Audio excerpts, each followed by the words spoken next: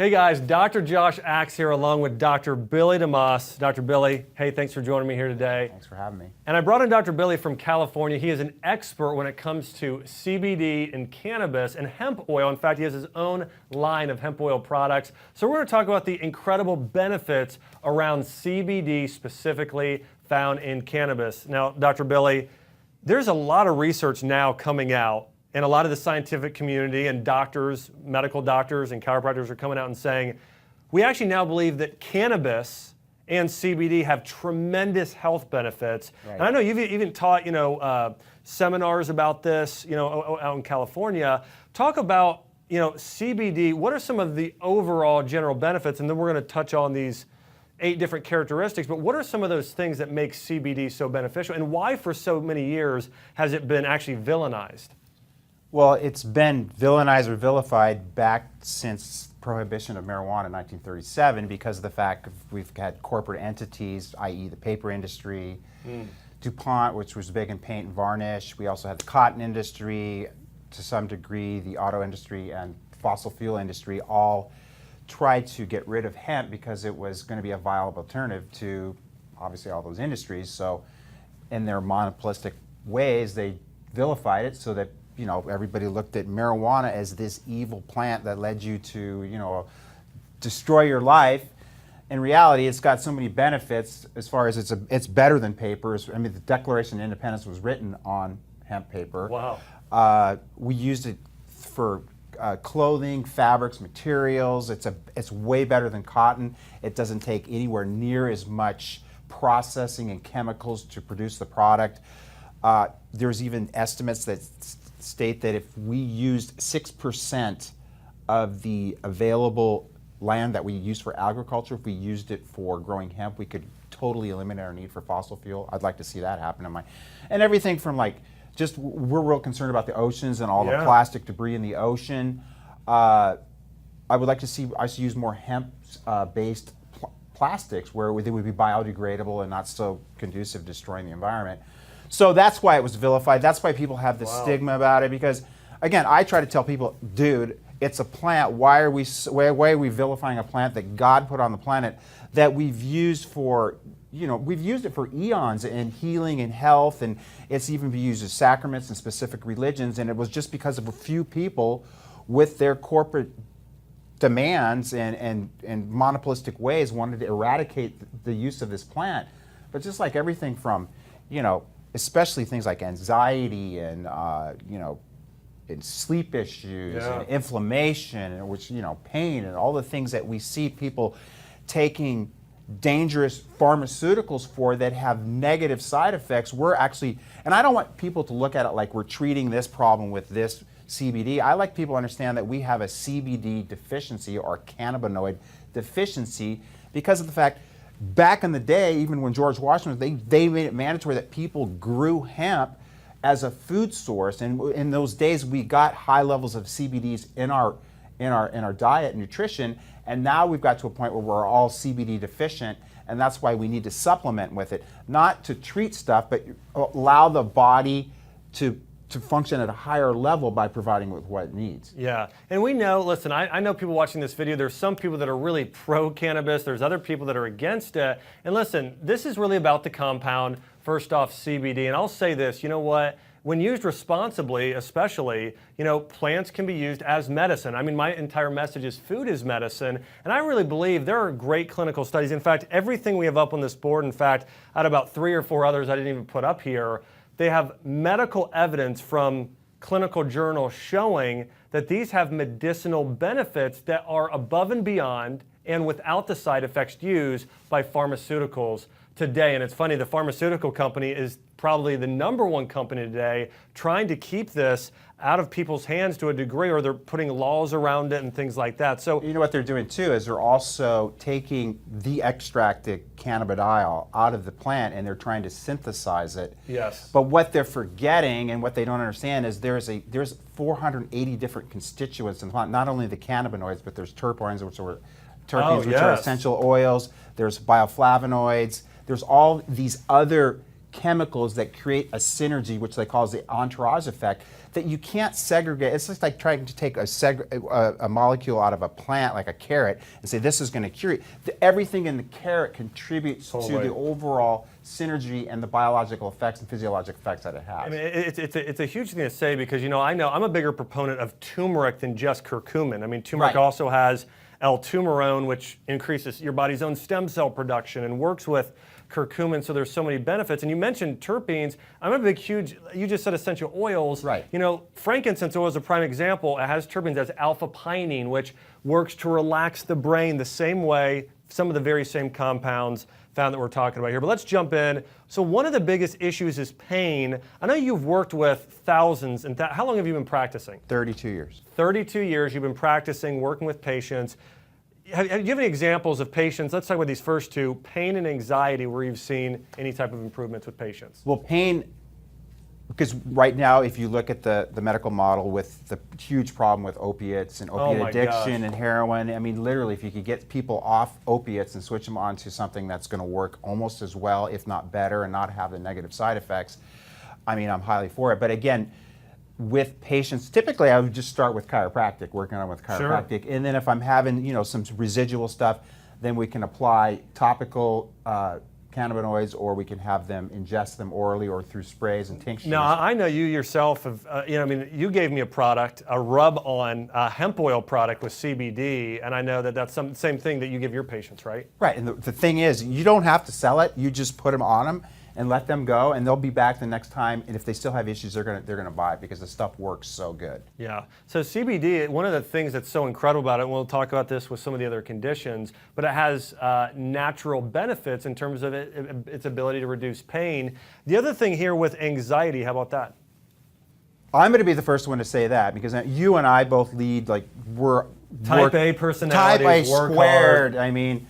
So my brain would never shut up, so that's the main reason I take it, and it not only helps me with my anxiety, but it helps me with sleep. So, I mean, and I've given it to a lot of people that have sleep issues, and we have great results. I mean, it's hard to measure something like anxiety, but as I tell people, if you have anxiety issues, it might be something you want to try versus taking a Xanax or whatever most people do. Yeah.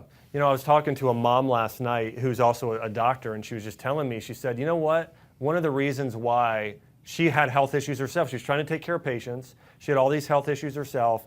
And she said to me, you know what my biggest problem is? I can't turn it off. Right. That's my problem too. I can't turn it off. Right. And so I think that's sometimes people, now most of the time people go and sometimes they'll have a glass of red wine or something like that. There are different ways people turn it off. But in general, there are, again, less side effects here than we're talking about Xanax and a lot of these things people are turning to. So anxiety, absolute benefits there. And very similar in a way, I was reading an article about those compounds. Again, similar to if people have taken lavender essential oil or rosemary oil or frankincense, they have these terpenes, these different compounds that have actually been shown to be, it's called acetylcholinesterase inhibitors that actually drug companies have gone and made synthetic versions to treat everything from seizures and all these other medications with these side effects versus this is the plant-based medicine version. Now this is a big one, let me before you go on to that go one. Ahead. And the reason they make synthetic forms of the natural occurring molecule is so that they can patent it and then sell it. And then what they'll do is they'll patent it, and then they're going to make all the other stuff illegal, and then this is the only thing you can buy. So they want complete control and monopolistic ways to promote the same thing that you can do with a plant. It's unfair. It's unconstitutional. I don't want to get you off track here, but yes, it's big. So, cancer. Think about now. This is something near and dear to my heart. My mom was diagnosed with cancer. She's been diagnosed twice: breast cancer, lung cancer. First time she went through conventional treatments, chemotherapy. I mean, I still remember Billy going and seeing my mom's hair fall out. I remember her throwing up in a bucket and just how sick and in chronic pain she was going through all those treatments.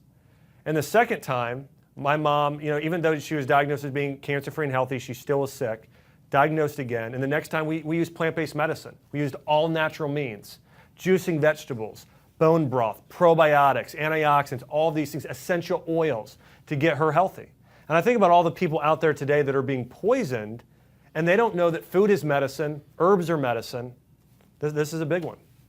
Yeah, I mean, the reality is I try to teach people that we live in an infinite universe that God created, and there's not just one way to heal cancer. It's not just chemo, it's not radiation.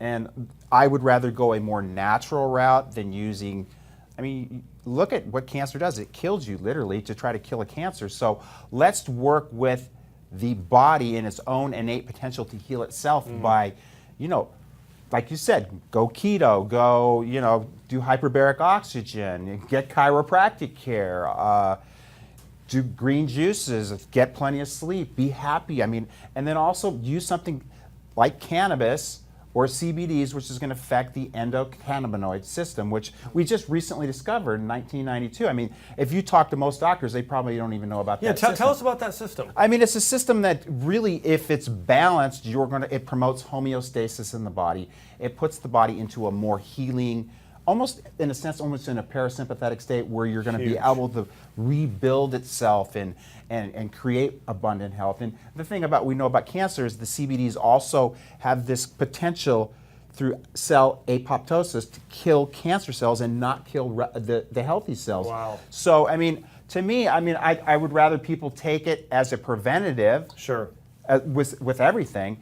Just supply your body with what it's deficient in so that it lives at a higher level, so you never get anxiety or you never have problems with cognitive decay or this is another amazing one. And again, you take these small children, whether they're 3 or 4 years old, they've been on conventional medicine, and their parents see that they're not improving, and then they go and try something as simple as a breed called Charlotte's Web, which is really super high in CBD, super low in THC, and these kids just get off all medications. They have no more seizures or decrease significantly.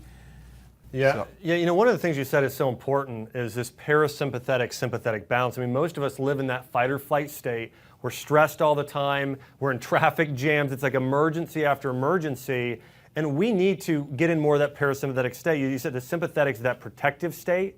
It's not the healing state. The healing state, parasympathetic, when that is turned on, it's your secretions, it's your digestive juices, it's better digestion, it's better overall function of all of your internal organs for the most part. So this is important. Nausea, you know, I was thinking about a great blend, you know, mixing something like CBD and ginger oil and peppermint oil, great for nausea. Dr. Billy just mentioned seizures here. Now let's talk about there's a great clinical research now with cognitive function. And Alzheimer's, which will be huge if it's not already huge.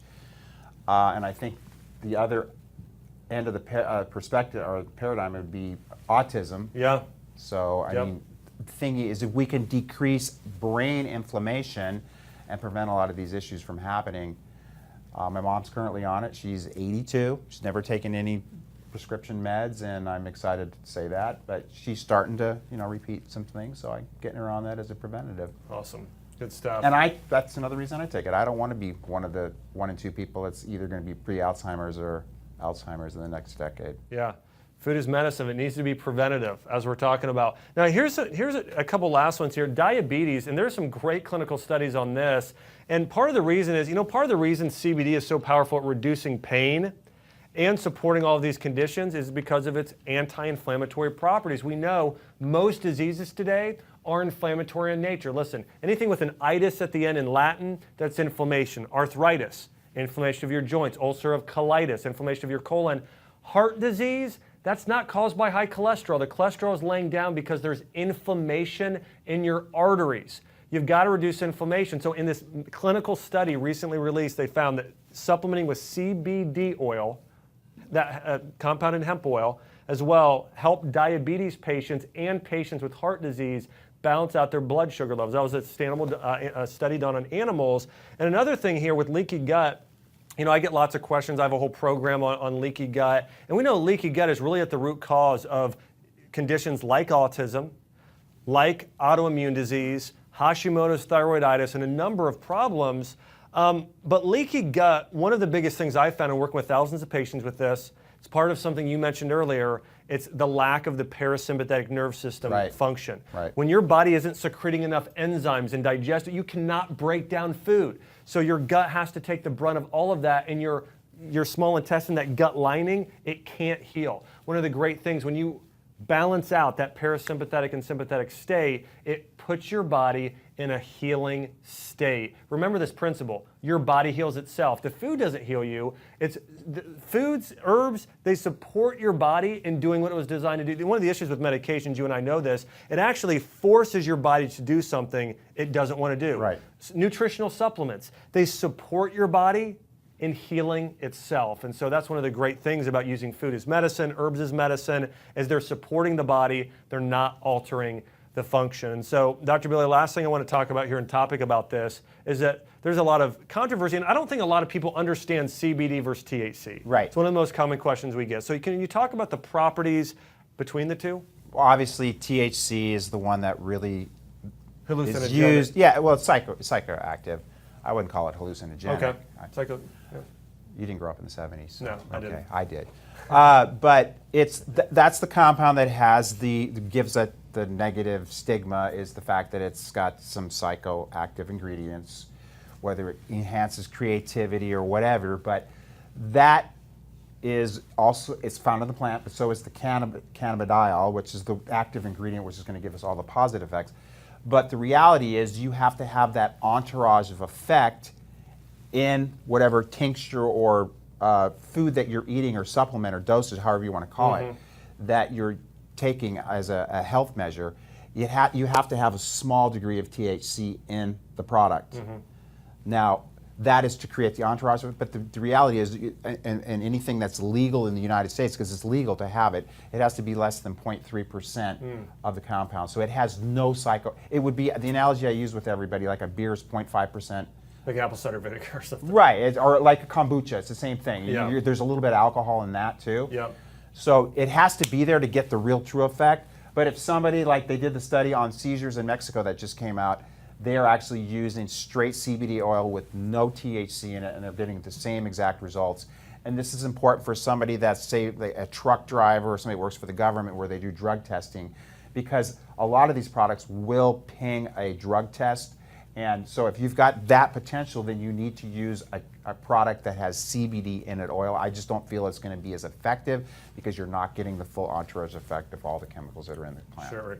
So as we're talking about here, and I just want to be clear on this video, we're talking about the many benefits of CBD oil and using this as a form of natural medicine. And the big thing is, think about this, I think about all the patients I've taken care of over the years, and would I rather them go take a painkiller, or would I rather them do things like CBD and turmeric to support their body in the natural healing state? And I mean, that's ultimately what we're coming down to as well, is again, we want to use herbs as medicine, food as medicine, and CBD.